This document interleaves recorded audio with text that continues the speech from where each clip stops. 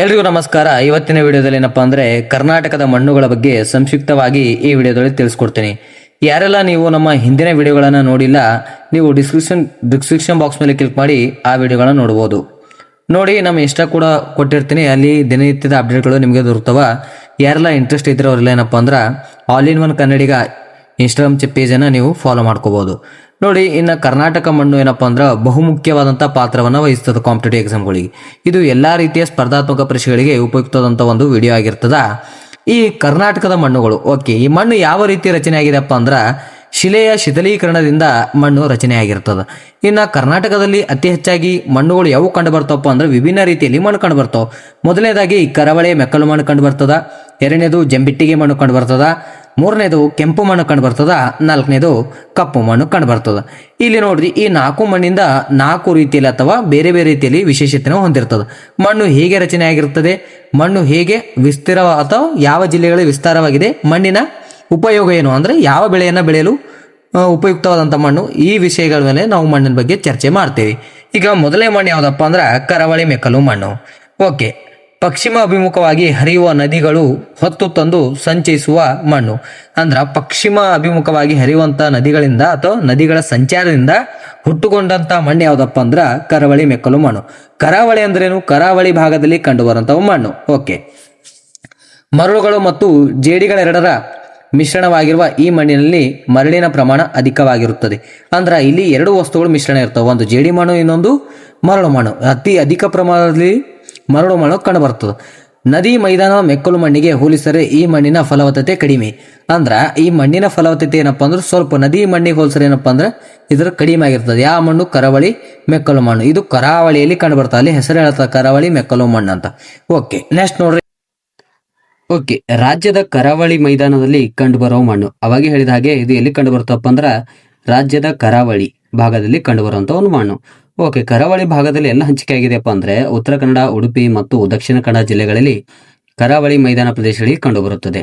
ಅಂದ್ರೆ ಪ್ರಮುಖವಾಗಿ ಉತ್ತರ ಕನ್ನಡ, ಈ ಉಡುಪಿ ಮತ್ತು ದಕ್ಷಿಣ ಕನ್ನಡ ಜಿಲ್ಲೆಗಳೇನಪ್ಪ ಅಂದ್ರೆ ಕರಾವಳಿ ಮೈದಾನದಲ್ಲಿ ಕಂಡುಬರುವಂಥ ಜಿಲ್ಲೆಗಳಾಗಿರ್ತಾವ. ಅದಕ್ಕಾಗಿ ಈ ಭಾಗದಲ್ಲಿ ಏನಪ್ಪ ಅಂದ್ರೆ ಈ ಕರಾವಳಿ ಮೆಕ್ಕಲು ಮಣ್ಣು ಅತಿ ಹೆಚ್ಚಾಗಿ ಕಂಡು ಬರ್ತದೆ. ಹಾಗಾದ್ರೆ ಈ ಮಣ್ಣಿನಲ್ಲಿ ಬೆಳೆಯುವಂತಹ ಬೆಳೆಗಳು ಯಾವುವು ಅಂತ ನೋಡಿದ್ರೆ ಭತ್ತ, ಬಾಳೆ, ಅಡಿಕೆ, ತೆಂಗು, ಗೋಡಂಬಿ ಬೆಳೆಗಳು ಬೆಳೆಯಲು ಸೂಕ್ತವಾದಂತಹ ಮಣ್ಣು. ಓಕೆ, ನಿಮಗೆ ಕೇಳಬಹುದು, ಇದು ಕೂಡ ಇಂಪಾರ್ಟೆಂಟ್ ಆಗಿರ್ತದ. ನೋಡ್ರಿ, ಯಾವ ಯಾವ ರಾಜ್ಯದಲ್ಲಿ ಮೆಕ್ಕಲು ಮಣ್ಣು ಕಂಡು ಬರ್ತದ ಅಂತ ಕೇಳಬಹುದು. ಉಡುಪಿ, ಉತ್ತರ ಕನ್ನಡ ಮತ್ತು ದಕ್ಷಿಣ ಕನ್ನಡ ಕಂಡು ಬರ್ತದ. ಭತ್ತ, ಬಾಳೆ, ಅಡಿಕೆ, ತೆಂಗು, ಗೋಡಂಬಿ ಬೆಳೆಯಲು ಈ ಮಣ್ಣು ಸೂಕ್ತವಾಗಿರ್ತದ. ನೋಡಿ, ನಮ್ಮ ಹಿಂದಿನ ವಿಡಿಯೋ ನೋಡಿಲ್ಲಪ್ಪ ಹೋಗಿ ನೋಡ್ರಿ, ಬಹಳ ಚಂದ ವಿಡಿಯೋ ಮಾಡೀನಿ. ಯಾವುದು ರೆಗ್ಯುಲೇಟಿಂಗ್ ಕಾಯ್ದೆ ಆಗಿರಲಿ ಅಥವಾ ಗ್ರಾಮ ಪಂಚಾಯತ್ ಬಗ್ಗೆ ಆಗಿರಲಿ, ಅದ್ರ ಬಗ್ಗೆ ಎಲ್ಲ ಮಾಡಿರ್ತೀನಿ, ನೋಡಿರ್ಬೋದು. ಓಕೆ, ನೆಕ್ಸ್ಟ್ ನೋಡ್ರಿ, ಜಂಬಿಟ್ಟಿಗೆ ಮಣ್ಣು. ಓಕೆ, ಎರಡನೇ ಮಣ್ಣು ಯಾವ್ದಪ್ಪ ಅಂದ್ರೆ ಜಂಬಿಟ್ಟಿಗೆ ಮಣ್ಣು. ಅಧಿಕ ಮಳೆ ಬೀಳುವ ಮತ್ತು ಅಧಿಕ ಉಷ್ಣಾಂಶ ಇರುವ ಪ್ರದೇಶದಲ್ಲಿ ಈ ಮಣ್ಣು ನಿರ್ಮಾಣವಾಗಿದೆ. ಅಂದ್ರೆ ಇದಕ್ಕೆ ಅತಿ ಹೆಚ್ಚು ಮಳೆನೂ ಬೇಕು, ಅತಿ ಹೆಚ್ಚು ತೇವಾಂಶ ಕೂಡ ಬೇಕು. ತೇವಾಂಶ ಅಂದ್ರೇನು? ಅತಿ ಹೆಚ್ಚು ಬಿಸಿಲು ಬೇಕಂತ ಅರ್ಥ. ಓಕೆ, ಈ ಮಣ್ಣಿನ ಮೇಲ್ಪದರದಲ್ಲಿ ಕಬ್ಬಿಣ ಮತ್ತು ಅಲ್ಯೂಮಿನಿಯಂಗಳು ಇರುವ ಕಾರಣ ಈ ಮಣ್ಣು ಕೆಂಪಾಗಿ ಮತ್ತು ಗಟ್ಟಿಯಾಗಿರುತ್ತದೆ. ಓಕೆ, ಈ ಜಂಬೆಟ್ಟಿಗೆ ಮಣ್ಣು ಕೆಂಪಾಗಿ ಕಾಣುತ್ತೆ. ಯಾಕಪ್ಪ ಅಂದ್ರ ಕಬ್ಬಿಣ ಮತ್ತು ಅಲ್ಯೂಮಿನಿಯಂಗಳು ಅದಕ್ಕೆ ಕಾರಣ ಅದ. ಓಕೆ, ಈ ಮಣ್ಣು ಮಳೆಗಾಲದಲ್ಲಿ ಮೃದುವಾಗಿ, ಬೇಸಿಗೆಯಲ್ಲಿ ಒಣಗಿ ಗಟ್ಟಿಯಾಗಿ ಲ್ಯಾಟ್ರೈಟ್ ಶಿಲೆಯಾಗುತ್ತದೆ. ಈ ಶಿಲೆಯನ್ನು ಕಟ್ಟಡ ನಿರ್ಮಾಣದಲ್ಲಿಯೂ ಬಳಸುತ್ತಾರೆ. ಅಂದ್ರ ಮಳೆಗಾಲದಾಗ ಮೃದುವಾಗಿರ್ತಂತ, ಬೇಸಿಗೆ ಕಾಲದಾಗ ಒಣಗ್ತದಂತ. ಇದೇನಪ್ಪ ಲ್ಯಾಟ್ರೈಟ್ ಶಿಲೆಯಾಗಿ ಕನ್ವರ್ಟ್ ಆಯ್ತದಂತ. ಆ ಲ್ಯಾಟ್ರೈಟ್ ಶಿಲೆಯನ್ನ ನಾವು ಮನಿ ಕಟ್ಲಾಕ್ ಕೂಡ ಏನಪ್ಪಾ ಅಂದ್ರ ಬಳಕೆ ಮಾಡಬಹುದು. ಇಂಪಾರ್ಟೆಂಟ್ ನೋಡಿ, ಜಂಬಿಟ್ಟಿಗೆ ಮಣ್ಣು ಕೂಡ ಏನಪ್ಪಾ ಅಂದ್ರ ಇದು ನಾವು ಮನೆ ಕಟ್ಲಾಕ ಬಳಕೆ ಮಾಡ್ತೇವಂತ ಹೇಳತ್ತದ. ಓಕೆ, ನೋಡ್ರಿ, ನೆಕ್ಸ್ಟ್ ಮಣ್ಣು ಯಾವ್ದಪ್ಪ ಅಂದ್ರ ಅಂದ್ ಮಣ್ಣಲ್ಲ, ಇದ್ರ ಬಗ್ಗೆ ಇನ್ನೊಂದ್ ಸ್ವಲ್ಪ ಮಾಹಿತಿ ಅದ, ಅದಾಗಣ ಮತ್ತೆ ಬೇರೆ ಮಣ್ಣು ಬರ್ತದ. ಓಕೆ, ಈ ಮಣ್ಣು ಕರಾವಳಿ ಮೆಕ್ಕಲು ಮಣ್ಣಿನ ಪೂರ್ವದಲ್ಲಿ ಉತ್ತರದಿಂದ ದಕ್ಷಿಣಕ್ಕೆ ಹರಡಿರುವುದು ಕಂಡುಬರುತ್ತದೆ. ಬಹುತೇಕ ಮಲೆನಾಡು ಪ್ರದೇಶಗಳಲ್ಲಿ, ಅಂದ್ರ ಮಲೆನಾಡು ಪ್ರದೇಶಗಳಲ್ಲಿ ಈ ಮಣ್ಣು ಅತಿ ಹೆಚ್ಚಾಗಿ ಕಂಡುಬರ್ತಂತ ಅರ್ಥ. ಓಕೆ, ಉತ್ತರ ಕನ್ನಡ, ಉಡುಪಿ ಮತ್ತು ದಕ್ಷಿಣ ಕನ್ನಡ ಜಿಲ್ಲೆಯ ಪೂರ್ವ ಭಾಗದಲ್ಲಿ ಬೆಳಗಾವಿ, ಧಾರವಾಡ, ಶಿವಮೊಗ್ಗ, ಚಿಕ್ಕಮಗಳೂರು, ಕೊಡಗು ಜಿಲ್ಲೆಯ ಪಶ್ಚಿಮ ಭಾಗದಲ್ಲಿ ಈ ಮಣ್ಣು ಕಂಡುಬರುತ್ತದೆ. ಅಂದ್ರ ಅವಾಗೇನು ಮಲೆನಾಡು ಭಾಗದಲ್ಲಿ ಕಂಡು ಬರ್ತದೆ ಅಂದ್ರು ಯಾವುದು? ಉತ್ತರ ಕನ್ನಡ ಮತ್ತು ಉಡುಪಿ ಮತ್ತು ದಕ್ಷಿಣ ಕನ್ನಡ. ಅದರ ಪೂರ್ವ ಭಾಗಕ್ಕೆ ಯಾವುದು? ಬೆಳಗಾವಿ, ಧಾರವಾಡ, ಶಿವಮೊಗ್ಗ, ಚಿಕ್ಕಮಗಳೂರು, ಕೊಡಗು ಜಿಲ್ಲೆ ಪಶ್ಚಿಮ ಭಾಗದಲ್ಲಪ್ಪ ಅಂದ್ರೆ ಈ ಜಂಬಿಟ್ಟಿಗೆ ಮಣ್ಣನ್ನು ನಾವು ಕಾಣಬಹುದು. ಓಕೆ, ಇದಾಗಣ ಏನಪ್ಪಾ ಅಂದ್ರ ನೋಡ್ರಿ, ನೀವು ನಮ್ಗೆ ಡೈಲಿ ಅಪ್ಡೇಟ್ ಬೇಕಾಗಿತ್ತಪ್ಪ ಅಂದ್ರೆ ನಮ್ಮ ಇಷ್ಟ ಕೂಡ ನಿಮಗೆ ಡಿಸ್ಕ್ರಿಪ್ಷನ್ ಬಾಕ್ಸ್ ನಾವು ಕೊಟ್ಟಿರ್ತೀನಿ. ಆ ಲಿಂಕ್ ಮೇಲೆ ಕ್ಲಿಕ್ ಮಾಡಿ ನಾವು ಇಷ್ಟ ಕೂಡ ಫಾಲೋ ಮಾಡ್ಕೋದು. ಅಲ್ಲಿ ದಿನನಿತ್ಯ ಅಪ್ಡೇಟ್ಗಳು ಸಿಗ್ತಾವೆ. ಅಂದ್ರೆ ಪ್ರತಿದಿನ ಯಾವುದು, ಈ ಫಾರ್ ಎಕ್ಸಾಂಪಲ್ ನಾ ಇವತ್ತು ಯಾವ್ದಪ್ಪ ಅಂದ್ರೆ 16ನೇ ತಾರೀಕು ಮಾಡ್ತೀನಿ ಅಂದ್ರೆ ಸೆಪ್ಟೆಂಬರ್ 16 ಯಾವುದು ಇವತ್ತು ವಿಶ್ವ ಓಝೋನ್ ದಿನ ಅದ. ಓಕೆ, ನಾಳೆಗೆ ಯಾವುದು ಸೆಪ್ಟೆಂಬರ್ 17 ಅಂದ್ರೂ ಯಾವುದು ಕಲ್ಯಾಣ ಕರ್ನಾಟಕ ಉತ್ಸವ ಆಚರಣೆ ಮಾಡ್ತೇವಿ. ಓಕೆ, ನೆಕ್ಸ್ಟ್ ನೋಡ್ರಿ, ಬೀದರ್, ಕಲಬುರಗಿ, ಬೆಂಗಳೂರು ಮತ್ತು ಕೋಲಾರ ಜಿಲ್ಲೆಯ ಕೆಳಭಾಗದಲ್ಲಿ ಈ ಮಣ್ಣು ಕಂಡುಬರುತ್ತದೆ. ಅಂದ್ರ ಈ ಬೀದರ, ಕಲಬುರಗಿ, ಬೆಂಗಳೂರು, ಕೋಲಾರ ಕೆಳಭಾಗದಲ್ಲಿ ಈ ಮಣ್ಣು ಕಂಡುಬರ್ತದೆ. ಈ ಮಣ್ಣು ಯಾವ ಬೆಳೆಗೆ ಸೂಕ್ತ ಅದಪ್ಪ ಅಂದ್ರ ಕಾಫಿ, ರಬ್ಬರ್, ಅಡಿಕೆ, ಏಲಕ್ಕಿ ಮತ್ತು ತೋಟಗಾರಿಕೆ ಬೇಳೆಕಾಳುಗಳಿಗೆ ಏನಪ್ಪಾ ಅಂದ್ರ ಸಹಾಯಕ. ಇದೇನಪ್ಪ ಅಂದ್ರೆ ಇಲ್ಲಿ ಅತಿ ಹೆಚ್ಚಾಗಿ ಕಾಫಿ ಮತ್ತು ರಬ್ಬರ ಮತ್ತು ಅಡಿಕೆ ಮತ್ತು ಏಲಕ್ಕಿ ಮತ್ತು ತೋಟಗಾರಿಕೆ ಮಾಡಕ್ ಸೂಕ್ತವಂತ ಮಣ್ಣಾಗಿರ್ತದ. ನೆಕ್ಸ್ಟ್ ಬೇಳೆಕಾಳುಗಳು ಕೂಡ ಏನಪ್ಪಾ ಅಂದ್ರೆ ಈ ಮಣ್ಣಿನ ಮೂಲಕ ನಾವೇನಪ್ಪಾ ಅಂದ್ರೆ ಬೆಳಿಬಹುದು. ಇಂಪಾರ್ಟೆಂಟ್ ನೋಡಿ, ಬರ್ದಿ ಕೊರೆ ಎಲ್ಲ ಏನಪ್ಪಾ ಅಂದ್ರೆ ಇದು ಬಂದಿರೋಂಥ ಸ್ಲೈಡ್ನ ಬಂದಿರೋಲ್ಲ ಇಂಪಾರ್ಟೆಂಟೇ ಆಗಿರ್ತಾವ, ಯಾಕಂದ್ರೆ ಎಲ್ಲ ಗೌರ್ಮೆಂಟ್ ಬುಕ್ನಾಗ ತೊಗೊಂಡಿರ್ತಾವ. ಎಲ್ಲ ಬರ್ದಿ ಕೊಡ್ರಿ, ನಿಮ್ಗೆ ಹೆಲ್ಪ್ ಐತೆ ಎಕ್ಸಾಮ್ಗಳಿಗೆ. ನೆಕ್ಸ್ಟ್ ನೋಡ್ರಿ, ಕೆಂಪು ಮಣ್ಣು ಇಂಪಾರ್ಟೆಂಟ್ ನೋಡ್ರಿ ಇದು, ಯಾಕಂದ್ರ ಅತಿ ಹೆಚ್ಚಾಗಿ ಇದೇ ಕಂಡು ಬರ್ತದಲ್ಲ. ಓಕೆ, ಅಗ್ನಿಶಿಲೆಗಳ ಶೀತಲೀಕರಣದಿಂದ ನಿರ್ಮಾಣವಾದ ಮಣ್ಣು. ಓಕೆ, ಇದೇನಪ್ಪ ಅಂದ್ರೆ ಅಗ್ನಿಶಿಲೆಗಳ ಶೀತಲೀಕರಣದಿಂದ ಈ ಮಣ್ಣು ಉಂಟಾಗಿರ್ತದ. ಫೆರಸ್ ಆಕ್ಸೈಡ್ ಈ ಮಣ್ಣಿನ ಬಣ್ಣಕ್ಕೆ ಕಾರಣವಾಗಿದೆ. ಈ ಮಣ್ಣಿನ ಬಣ್ಣ ಕಾರಣ ಕೆಂಪು ಯಾಕೆ ಕಾಣ್ತದಪ್ಪ ಅಂದ್ರ ಫೆರಸ್ ಆಕ್ಸೈಡ್, ಇದು ಫೆರಸ್ ಆಕ್ಸೈಡ್ ಅನ್ನೋದೊಂದು ಇದು ಇರ್ತದ, ಅದಕ್ಕೇನಪ್ಪ ಅಂದ್ರ ಈ ಮಣ್ಣು ಬಣ್ಣ ಆ ರೀತಿ ಕಾಣ್ತದ. ಈ ಮಣ್ಣಿಗೆ ತೇವಾಂಶ ಉಳಿಸಿಕೊಳ್ಳುವ ಸಾಮರ್ಥ್ಯ ಕಡಿಮೆ, ಅಂದ್ರೆ ತೇವಾಂಶ ಉಳಿಸಿಕೊಳ್ಳುವಂತ ಸಾಮರ್ಥ್ಯನಪ್ಪ ಕಡಿಮೆ ಇರ್ತದ. ದಕ್ಷಿಣದ ಮೈದಾನದಲ್ಲಿ ಕಂಡು ಬರುವಂತ ಮಣ್ಣು. ಈ ಮಣ್ಣು ಎಲ್ಲಿ ಕಂಡು ಬರ್ತದಪ್ಪ ಅಂದ್ರೆ ಅತಿ ಹೆಚ್ಚಾಗಿ ದಕ್ಷಿಣ ಮೈದಾನದಲ್ಲಿ ಕಂಡು ಬರುವಂತ ಮಣ್ಣು. ನೋಡ್ರಿ, ಅಗ್ನಿ ಶಿಲೆಗಳ ಶೀತಲೀಕರಣದಿಂದ ಉಂಟಾಗಿರ್ತದೆ ಕೆಂಪು ಮಣ್ಣು.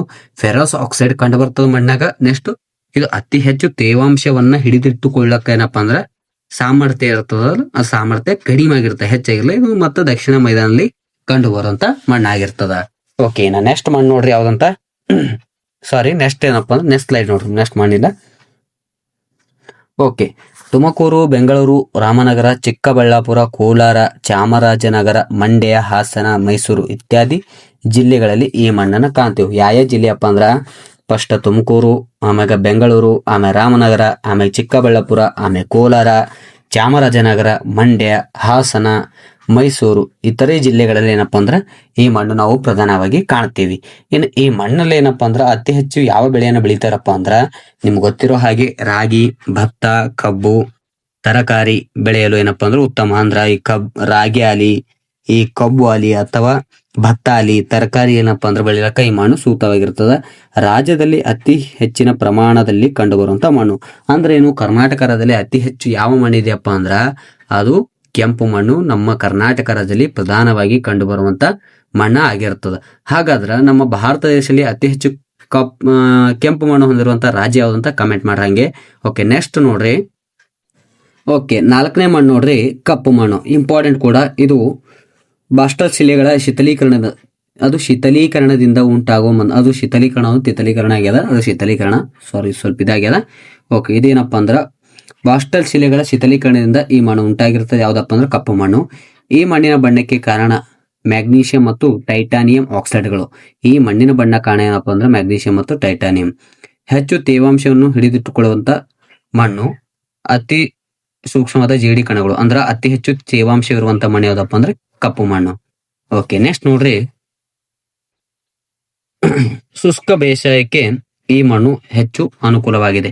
ಅಂದ್ರ ಈ ಮಣ್ಣಿನಪ್ಪ ಶುಷ್ಕ ಬೇಸಾಯಕ್ಕೆ ಬಹಳ ಅನುಕೂಲವಾದಂತ ಮಣ್ಣಾಗಿರ್ತದ. ತೇವಾಂಶವಿರುವ ಅವಧಿಯಲ್ಲಿ ಈ ಮಣ್ಣು ಮೃದುವಾಗಿದ್ದರೆ ಒಣ ವಲಯದಲ್ಲಿ ಆಳವಾದ ಬಿರುಕುಗಳಿಂದ ಕೂಡಿರುತ್ತದೆ. ಅಂದ್ರ ಯಾವಾಗ ತೇವಾಂಶ ಇರ್ತದ, ಮಣ್ಣು ಮೃದು ಇರ್ತದ, ಜಾಸ್ತಿ ಬಿಸಿಲು ಹತ್ತಪ್ಪ ಒಣ ವಲಯಗಳು ಬಂದ್ರು ಮಣ್ಣು ಭೂಮಿ ಬಿರುಕು ಬಿಡಿಸ್ತದ. ಉತ್ತರ ಮೈದಾನದಲ್ಲಿ ಕಂಡು ಬರುವಂತ ಮಣ್ಣು. ಇದೆಲ್ಲ ಕಂಡು ಬರ್ತಪ್ಪ ಉತ್ತರ ಮೈದಾನದಲ್ಲಿ ಕಂಡು ಬರ್ತದೆ. ಈಗ ಉತ್ತರ ಮೈದಾನ ಗೊತ್ತವ ನಿಮ್ಗೆ, ಕಲಬುರಗಿ, ಯಾದಗಿರಿ, ರಾಯಚೂರು, ಕೊಪ್ಪಳ, ವಿಜಯಪುರ, ಬಾಗಲಕೋಟೆ, ಬೆಳಗಾವಿ, ಬಳ್ಳಾರಿ, ಧಾರವಾಡ, ಗದಗ ಜಿಲ್ಲೆಗಳಲ್ಲಿ ಇವುಗಳನ್ನು ಕಾಣಬಹುದು. ಓಕೆ, ಮ್ಯಾಗ್ ಕಲಬುರಗಿ, ಯಾದಗಿರಿ, ರಾಯಚೂರು, ಕೊಪ್ಪಳ, ವಿಜಯಪುರ, ಬಾಗಲಕೋಟೆ, ಬೆಳಗಾವಿ ಮತ್ತು ಬಳ್ಳಾರಿ, ಧಾರವಾಡ, ಗದಗ ಈ ಜಿಲ್ಲೆಗಳೇನಪ್ಪ ಅಂದ್ರೆ ನಾವು ಅತಿ ಹೆಚ್ಚಾಗಿ ಈ ಕಪ್ಪು ಮಣ್ಣನ್ನು ನಾವು ಕಾಣಬಹುದು. ಓಕೆ, ನೆಕ್ಸ್ಟ್ ಇನ್ನೊಂದು ನಿಮಗೆ ಏನಪ್ಪಾ ಅಂದ್ರ ಈ ಕಪ್ಪು ಮಣ್ಣು ಅತಿ ಹೆಚ್ಚು ಹೊಂದಿರುವಂತ ರಾಜ್ಯ ಯಾವುದಂತ ಕಮೆಂಟ್ ಮಾಡಿ ನೋಡೋಣ. ಎಷ್ಟು ಜನ ಕಮೆಂಟ್ ಮಾಡ್ತೀರಾ ಗೊತ್ತಾಯ್ತದ ನೋಡ್ರಿ. ಒಂದು ವಿಡಿಯೋ ಮಾಡೋಕೆ ಮಿನಿಮಮ್ ಏನಪ್ಪ ಅಂದ್ರೆ 4-5 ಗಂಟೆ ಬೇಕಾಗ್ತದ. ಆಲ್ಮೋಸ್ಟ್ ವಿಡಿಯೋ ಕೊನೆಯವ್ರು ನೋಡ್ರಿ, ಎಲ್ಲೂ ಸ್ಕಿಪ್ ಮಾಡಬೇಡ್ರಿ. ಓಕೆ, ನೆಕ್ಸ್ಟ್ ನೋಡ್ರಿ, ಹತ್ತಿ, ಜೋಳ, ಈರುಳ್ಳಿ, ಸೂರ್ಯಕಾಂತಿ ಬೇಳೆಕಾಳುಗಳನ್ನ ಬೆಳೆಯುವುದು. ಅಂದ್ರೆ ಈ ಮಣ್ಣು ಯಾವ ಬೆಳೆಗೆ ಬೆಳೆಯಲು ಸಾಧ್ಯಪ್ಪ ಅಂದ್ರೆ ಯಾವ ಬೆಳೆ ಬೆಳೆಯಲಿಕ್ಕೆ ಸಾಧ್ಯಪ್ಪ ಅಂದ್ರೆ ಈ ಹತ್ತಿ ಆಗಲಿ, ಜೋಳ ಆಗಲಿ, ಈರುಳ್ಳಿ ಆಗಲಿ, ಸೂರ್ಯಕಾಂತಿ ಆಗಲಿ, ಬೇಳೆಕಾಳುಗಳನ್ನು ಬೆಳೆಯಲು ಸೂಕ್ತ. ಇನ್ನು ಭೌಗೋಳಿಕ ವಿಸ್ತಾರದಲ್ಲಿ 2ನೇ ಸ್ಥಾನದಲ್ಲಿ ಅಂದ್ರೆ 1ನೇ ಸ್ಥಾನದಾಗ ನಿಮ್ಗೆ ಅವಾಗ ಹೇಳಿನಿ ಕೆಂಪು ಮಣ್ಣು ಏನಪ್ಪಾ ಅಂದ್ರೆ ರಾಜ್ಯದಲ್ಲಿ ಅತಿ ಹೆಚ್ಚು ಮಣ್ಣು ಹೊಂದಿರ್ತದ. ಓಕೆ, ನೆಕ್ಸ್ಟ್ ದ್ವಿತೀಯದಲ್ಲಿ ಏನಪ್ಪಾ ಅಂದ್ರೆ ಕಪ್ಪು ಮಣ್ಣು ಹೊಂದಿರ್ತದ. ಓಕೆ, ನೆಕ್ಸ್ಟ್ ನೋಡ್ರಿ, ಈ ಮಣ್ಣು ಅಂತ ಬಂದಾಗ ಮಣ್ಣಿನ ಬಗ್ಗೆ ನಿಮಗೆ ಸ್ವಲ್ಪ ಮಾಹಿತಿ ಗೊತ್ತಿರ್ಬೇಕಾಯ್ತದ. ಭಾರತದಲ್ಲಿ ಕಪ್ಪು ಮಣ್ಣು 73 ಡಿಗ್ರಿಯಿಂದ 83 ಪೂರ್ವ ರೇಖಾಂಶ ಹಾಗೂ 15ರಿಂದ 25 ಡಿಗ್ರಿ ಉತ್ತರ ಅಕ್ಷಾಂಶದವರೆಗೆ ವಿಸ್ತರಿಸಿದೆ. ಇದು ಕಪ್ಪು ಮಣ್ಣು.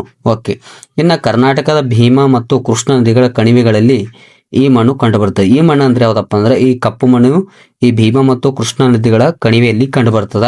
ಇನ್ನು ನಮಗ ಈ ಮಣ್ಣಿನ ದಿನವನ್ನ ಪ್ರತಿ ವರ್ಷ ಆಚರಣೆ ಮಾಡ್ತೀವಿ. ಯಾವಾಗಪ್ಪ ಅಂದ್ರೆ ಡಿಸೆಂಬರ್ 5ರಂದು ವಿಶ್ವ ಮಣ್ಣಿನ ದಿನವನ್ನ ಆಚರಣೆ ಮಾಡ್ತೀವಿ.